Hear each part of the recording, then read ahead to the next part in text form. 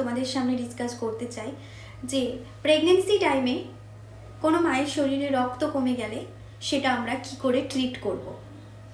বর্তমানে এই সমস্যায় বেশিরভাগ মাই ভুগতে থাকে যে ডিউরিং প্রেগনেন্সি শরীরে রক্ত কমে যায়। তো আজকে আমি 3টে ওয়েজ বলবো, যে 3টে ওয়েজে আপনারা খুব সহজেই এই প্রবলেমের মুখোমুখি হতে পারবেন। প্রথম যেটা, যে প্রতিদিনের খাবারে আয়রন রিচ ফুড বাড়াতে হবে, যেমন বিটরুট, ক্যারট, রেসিনস, ডেটস, বিভিন্ন ভেজিটেবলস, রেড মিট, লিভার, এই সমস্ত খাবারের পরিমাণ অর্থাৎ আয়রন রিচ খাবারের পরিমাণ বাড়াতে হবে। দ্বিতীয়ত, সারা রাত কপার জাগে জল রাখুন এবং সেটা সকালবেলায় খান, এতে শরীরে কপারের পরিমাণ ঠিক থাকবে।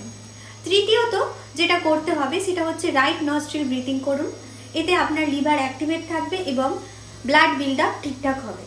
অবশ্যই ফলো আপ করবেন এবং সুস্থ থাকবেন।